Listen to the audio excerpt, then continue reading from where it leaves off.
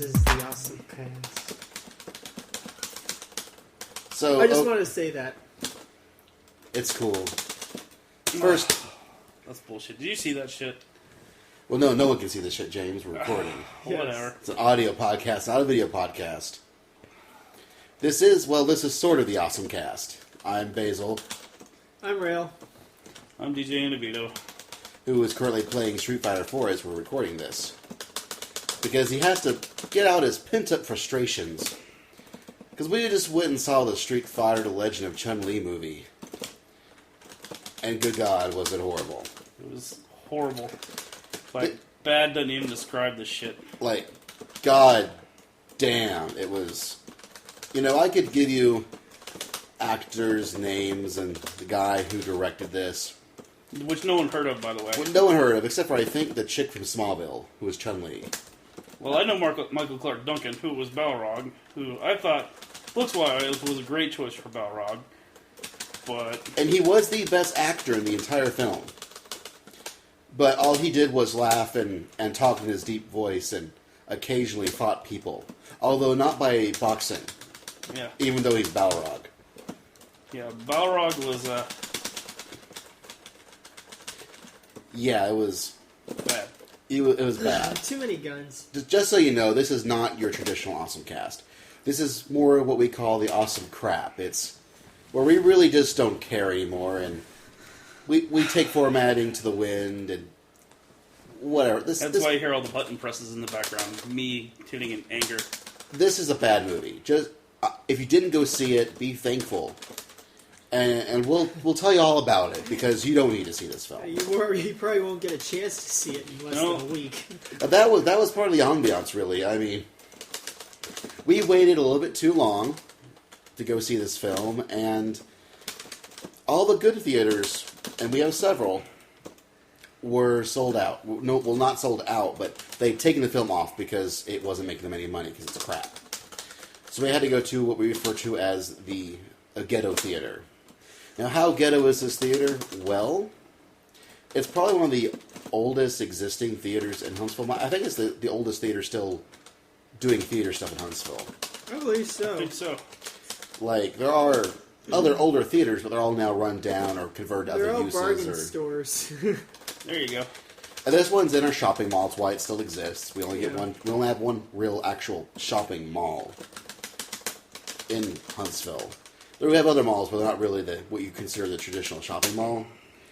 And it used to be known as the Madison Square 12. Now it's the, Top Wave or something thing. Yeah. You can tell that it's ghetto because they don't actually give you ticket stubs anymore. Yeah. They give you little slips of thermal paper where they print your ticket information on it. I don't even really check at the gate. Even on the marquee. It's not called Street Fighter. It's called... Said Street Fight. Said Street for Fight. The marquee. Yes. Which I tried to get a picture of, but the sun glare sort of got in the way, so...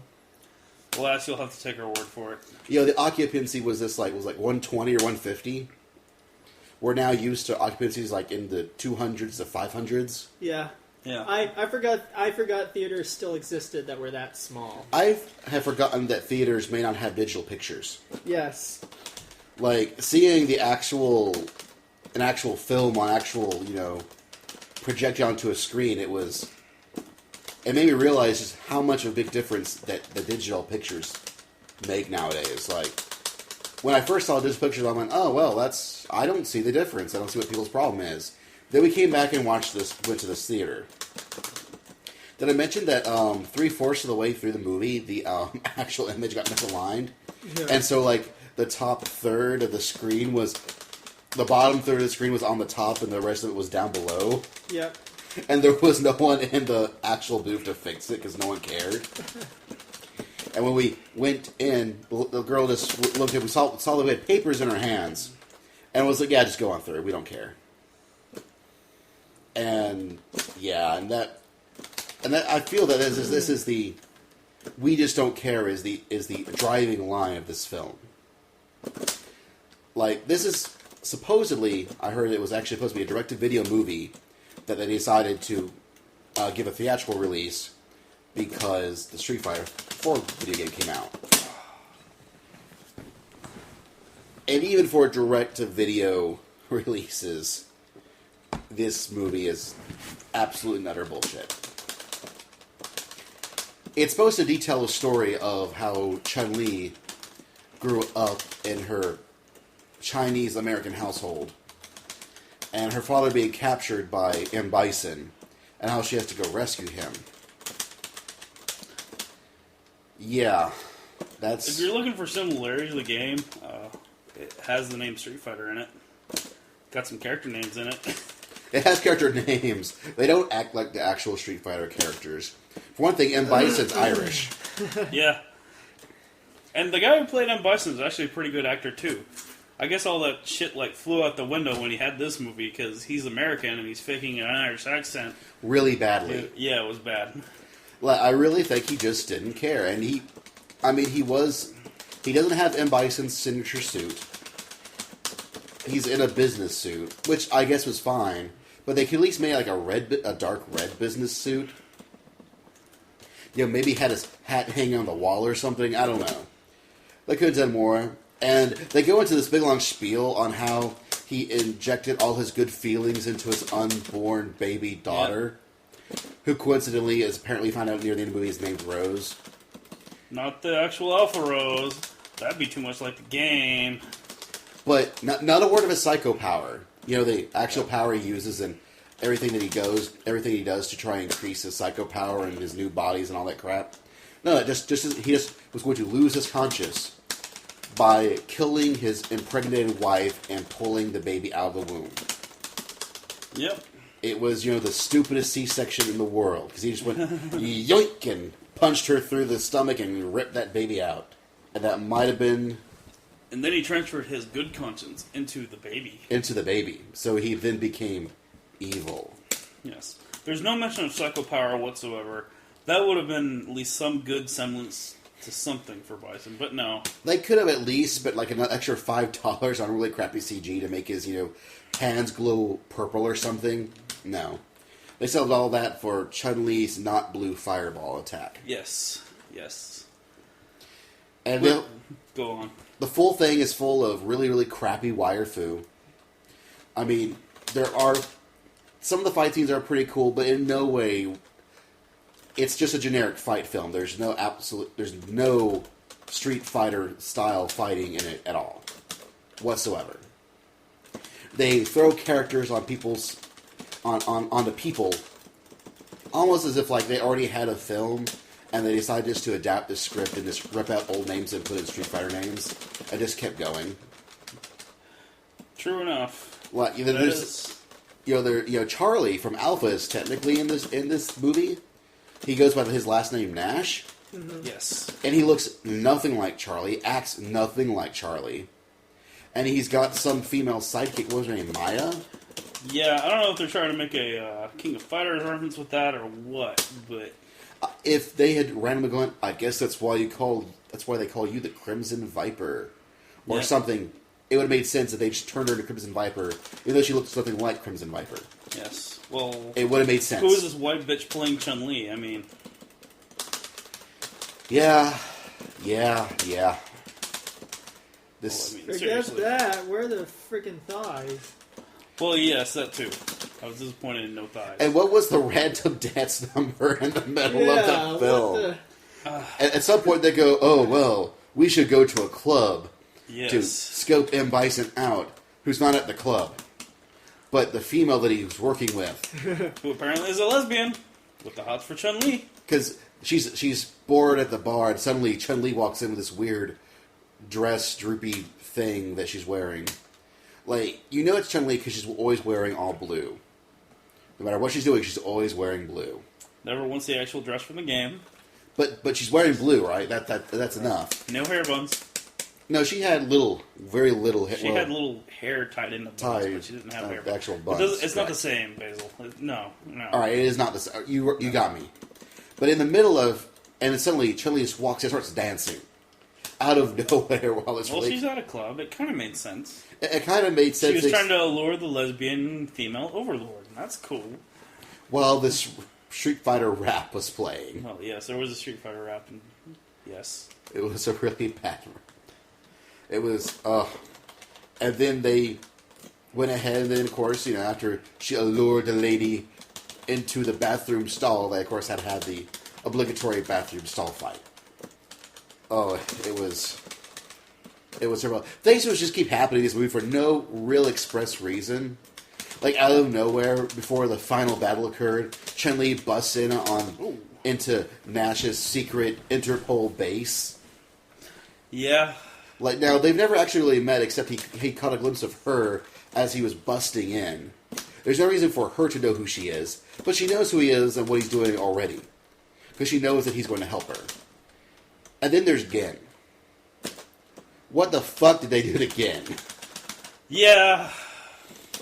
Gin is supposed to be this old, ancient, martial arts master who actually, he watched over the match between Gok and Akuma back in the day and knows something about the whereabouts of Chun-Li's father. And this is in the game. In the movie, he's this young, up-and-coming fighter for justice who is the leader of the Order of the Web. Yes. He looks nothing like he does in game. He's a young Asian dude, unlike in the... who's unlike in the movie. The game. Just about everything else in this movie is nothing like and apparently, instead of... He's still a martial arts master, but what he is, he's the Order of the Web, which is his martial art fighting group for justice. That apparently is what Chun-Li learns. The moral of the story is that Chun-Li learns that you can get revenge, you can kill people, as long as you're doing it in the name of justice, and you'll get away with it. Normally, you get this stuff where, they'll go, oh, I can't do this, I can't kill you because I'll become just as evil as you were. Chun-Li goes, whatever, I'm just going to kill him. Yeah. She kills him by kicking him, breaking his neck, while his now teenage daughter looks on her in terror. Mm-hmm. And then she goes to Nash while looks like she's about to freak out and goes, give her a real life. That girl's going to hate her for the rest of her life. Yeah. Now, Bison, of course, is a horrible, evil person. He did kill this girl's mother. He did kill Chun-Li's father in front of her. Oh, yeah, spoiler alert, guys. Yeah. We're going to spoil this so you don't have to go see it. In case you didn't ever play Street Fighter 2 or know any of the stories behind the actual games themselves, which, where have you been since 1991? But yeah, this is... and then she just walks away. And then decides that, she's found a new cause to fight for. The Order of the Web. And then when Gen shows up to go, hey, I've heard about the Street Fighter tournament coming up in Japan, where this guy named Ryu is going to be there. Will you come with me? She then goes, no, I'm going to stay at home. Right after she says, I have a new reason to live, the Order of the Web. And he goes, hey, let's do Order of the Web stuff. She goes, no. It was interesting in the very beginning of the film as you see a very, very, very Asian, 5-year-old Chun-Li grow wider and wider as she grows White up. bitch! And most of the movie takes place in Thailand, which, as you know, is the country where Sagat comes from. That's the other thing. So, they kept well, go ahead. So, of course, they had Sagat in the movie, right? No. Right? No. Such a shame. And they did have Vega, but instead of it being some,